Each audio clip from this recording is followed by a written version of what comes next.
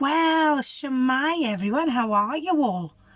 I've got a brand new Christmas book. I love Christmas stories and I love books by Julia Donaldson. They're absolute best. And this one is Julia Donaldson with Lydia Monks and is another What the Ladybird Heard book, but this time is What the Ladybird Heard at Christmas. Now we know these bad guys. Who do you think this is? Dressed up as Father Christmas. That's that naughty hefty Who, isn't it? And this is that naughty lanky Len. Luckily, here she is. She's ready to save the day. Oh, look how pretty that looks. I love Christmas stories, and to celebrate, I'm even wearing my penguin top to read this book to you today. On Christmas Eve, when the sun was low and the fields and woods were white with snow, the ladybird set off to spend a couple of nights with a spider friend. Sorry, I'm a little bit croaky today. We had Father Christmas in school today and I think I was cheering a bit too loudly. The spider lived in a big old house with people and pets and a small white mouse. And the small white mouse said squeak, squeak, squeak. And the hamster's wheel went creak, creak, creak. The parrot squawked, the canary sang, and the spider twanged her web, twang, twang. The Great Dane snored, and the Siamese purred. But the ladybird never said a word. But the ladybird saw, and the ladybird heard. Now she is very, very good, isn't she? She sorts out these cunning plans. Looks a spooky old house, I think, do you? She saw two men with a big black van, a ladder, a sack, and a cunning plan.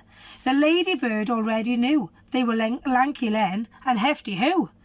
And she heard Who whisper, "Listen, Len, we'll wait until it's night, and then, when Santa Claus has been and gone, we'll put our fancy costumes on. You look lovely as an elf, and I'll be Santa Claus himself. We'll climb to the chimney, then down we'll slide, and before we know it, we'll be inside."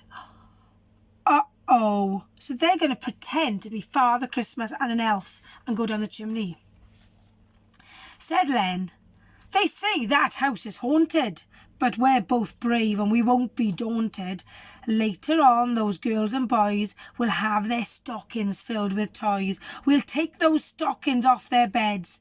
They won't wake up, the sleepy heads.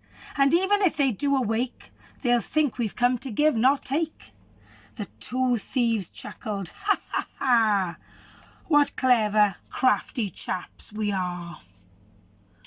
Well, they are awful, aren't they? Then the little spotty ladybird, who hardly ever spoke a word, told the others what she'd heard. Look at them. Oh, my Ingrack, he's looking really cross. He's looking shocked, isn't he? And the mouse said squeak, and the wheel went creak, and both the birds gave a piercing shriek. The spider scuttled, the Great Dane growled, and the Siamese arched her back and yowled. And all of the pets said, "How unpleasant! We can't let them steal one single present." But the ladybird had a good idea, and she whispered it into each animal ear. Look, she goes like this. And she goes around and she tells them all her plan. Because she hasn't got a loud voice, she can't tell everyone in one go, can she?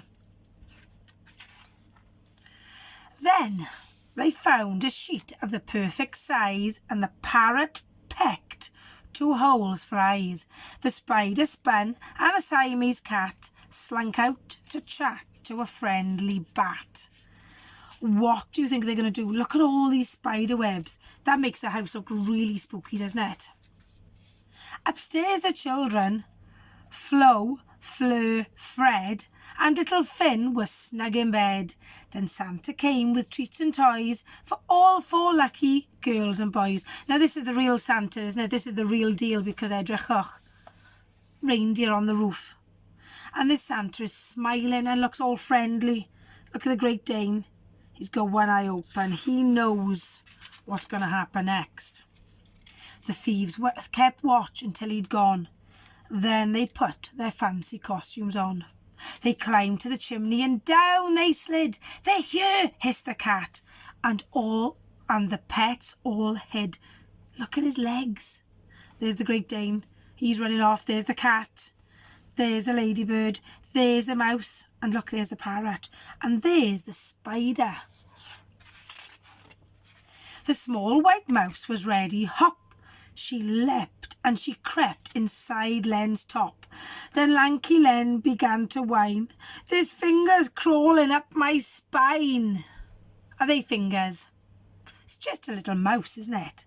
The hamster's wheel creaked round and round, and Hugh said, "That's an eerie sound." Now, eerie is a little bit spooky, a bit scary.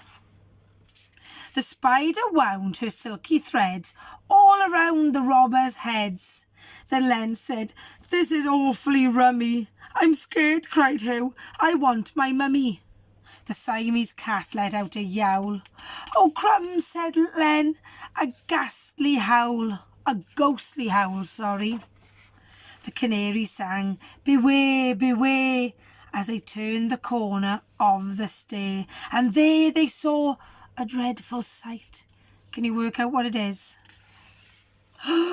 Something scary, tall and white. That second, the parrot shouted, "Boo! Help, a ghost!" yelled Len and Hugh.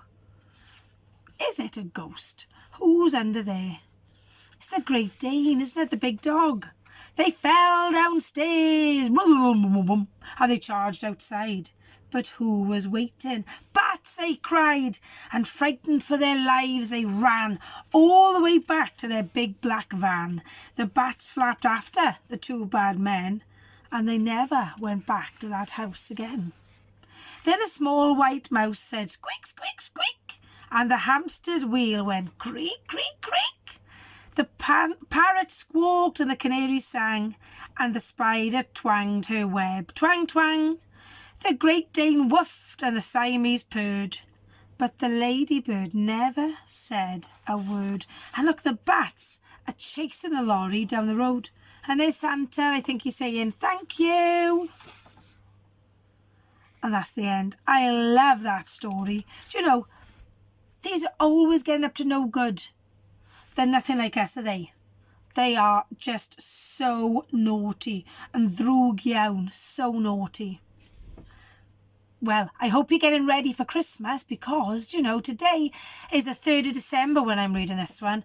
And as I say, we've had Santa in school today and it's been amazing. So I hope you've done lots of exciting things. And I shall see you soon with another new storybook. Hwyl fawr!